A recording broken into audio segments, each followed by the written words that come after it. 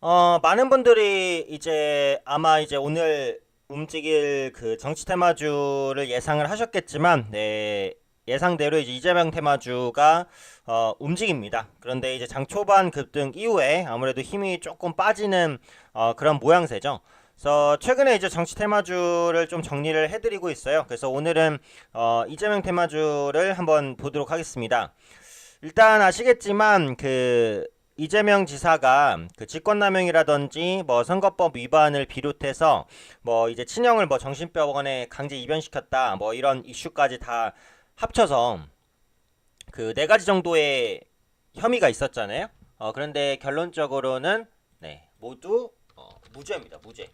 모두 무죄가 그 판결이 났어요.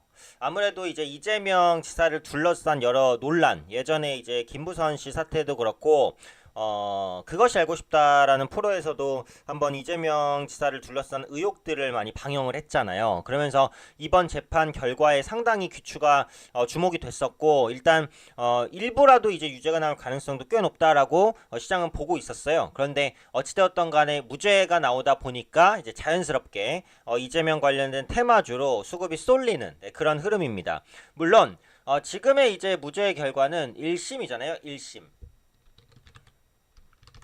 네, 1심에 불과합니다. 그래서 앞으로 진행될 그 2심과 그다음에 3심 관련된 내용군들에 대해서 꾸준하게 이제 확인할 필요가 있어요. 그런데 이제 막 1심이 종료가 된 것이기 때문에 2심이나 3심까지도 이제 시간이 좀 많이 걸리겠죠. 그래서 당분간은 이제 정치적인 부담은 굉장히 크게 덜었다 이렇게 보시면 되겠고, 어쨌든 1심에서 대부분 전체 무죄가 나온 상황에서 2심에서 유죄가 나온다고 해도 그 유죄의 강도가 크지 않을 수도 있는 거예요. 일단 1심에서는 무죄가 나왔으니까, 그렇죠? 그래서 그런 부분에 대한 기대감들도 같이 한번 이제 그 그 주가 이제 모멘텀으로 작용하고 있다고 보시면 되겠고, 특히 이제 이재명 지사가 나오면서 이제 뭐 이렇게 재판진들한테 고맙다 뭐 이런 얘기를 하면서 한 언급이 더 큰 길로 가겠다.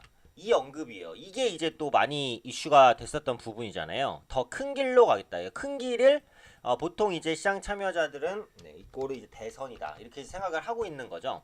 실제로 이재명 지사 같은 경우에는 이제 대선 기간의 잠룡으로 많이 좀 언급이 됐었었는데 최근에 이제 재판 이슈로 많이 이제 대선 후보에서는 밀렸다가 이번 무죄를 계기로 해서 지지율이 올라갈 가능성은 있다라고 보여져요. 그렇기 때문에 앞으로 관련된 모멘텀을 보시면 될 것 같고, 제가 전에도 말씀드렸지만 지금 대선 그 지지율로 볼 때 이낙연 총리 그리고 황교안 대표가 지지율이 높습니다. 그래서 약간의 양자대결 구도로 지금 진행이 되고 있는 상황이고, 이재명 지사 같은 경우에는 지금 지지율이 7%대예요. 7%대면은 사실은 높은 지지율은 아닌데 최근에 이런 재판 관련 이슈가 있었음에도 불구하고 7%대를 유지했다라는 것은 고무적입니다. 그래서 이번 무죄 판결을 계기로 두 자릿수 때까지 지지율이 올라갈 가능성도 충분히 있다라고 보여져요. 그러면은 이재명 관련주가 또 움직일 수 있는 모멘텀이 형성될 수도 있다라고 보고 있어요. 근데 이제 이런 부분이 있죠. 지금은 그 대선 기간은 아닙니다. 그러니까 지금 문재인 정부가 들어섰고 아직은 남은 기간이 많기 때문에 뭐 갑자기 이제 탄핵이나 이런 부분이 되지 않는 이상은 대선까지는 아직 몇 년 남았잖아요. 그래서 미리 이제 대선 관련주가 움직이는 건데, 최근에 시장이 좀 안 좋아서 그렇기도 하고 레임덕 관련된 이슈들도 좀 부각이 되는 것 같고요. 그래서 테마주 쏠림 현상이 조금 더 강한 것 같아요. 그런데 정치 테마주는 사실 주식시장에 있는 테마주 중에서도 가장 투기성이 짙습니다. 왜냐면 올라가는 모멘텀이 진짜 약하고 정말 말도 안 되는 이유, 정말 뭐 누구와 이제 사진 찍었다라는 이슈만으로 그냥 올라가고 이런 경우도 많기 때문에 이런 흐름들에 있어서 주식을 오래 해보지 않으신 분들은 대응하기가 어려울 거예요. 그러니까 이런 부분들은 당연히 주의가 필요해요. 그리고 지금은 대선 기간이 아니기 때문에 정치 테마주의 움직임이 단기에 끝날 수 있어요. 그래서 이런 부분들도 감안을 하셔서 네, 어려우신 분들은 그냥 안 하시는 게 제일 좋고요. 네, 굳이 하실 분들은 손절가를 짧게 잡고 하시는 게 좋겠다. 하지만 어느 순간에도 지금처럼 이제 급등하고 뭐 이렇게 음봉 떨어지고 이럴 때 매수하시면 안 되겠죠. 정치 테마주는 매수하신다고 하더라도 네, 충분히 이제 낮은 위치에서 매수하려는 노력을 하시는 것이 좀 중요하다라고 생각을 합니다. 그럼 이제 정리를 해보면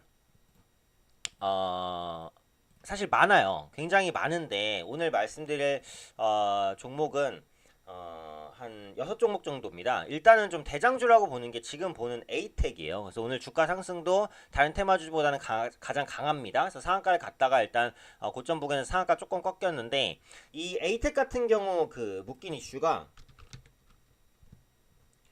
성남시장 시절에, 성남시장이었잖아요, 이재명 지사가. 최대주주 신승영 대표이사가, 여기 최대주가 신승영 대표이사입니다. 민관협력 정책 공동체 성남 창조 경영 CEO 포럼 위원직을 역임했다.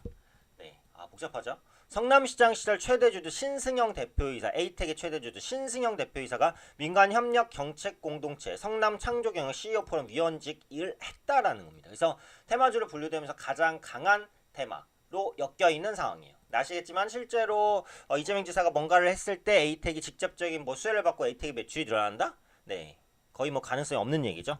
네. 근데 어쨌든 지금 대장주로 엮여있다. 이 부분만 좀 확인을 하시면 될 것 같아요. 그 다음에 이제 엮여있는 종목군들이 몇 가지가 있습니다. 뭐 토탈소프트.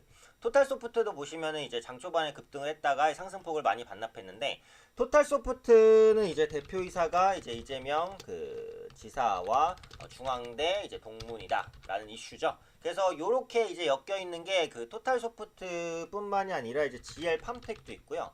그다음에 이제 프리엠스도 마찬가지. 주가 보시면은 장 초반에 상승을 했다가 대부분 이제 조금 상승폭을 줄이고 좀 하락한 그런 모습입니다. 그래서 토탈소프트, GL팜텍, 프리엠스 이런 종목군도 이제 동문으로 엮여 있다. 근데 역시 뭐 아까도 말씀드렸지만 뭐 동문이라고 해서 뭐가 이득이 있는 거는 뭐 말도 안 되는 거죠. 동문이라고 해서 뭐 다 아는 것도 아니고요. 그쵸? 그 다음에 이제 동신건설이라는 종목이 있는데, 동신건설은 역시 이제 급등한 이후에 윗골이 좀 많이 달았죠. 역시 이재명 테마주인데 묶인 게 그 이재명 지사 고향에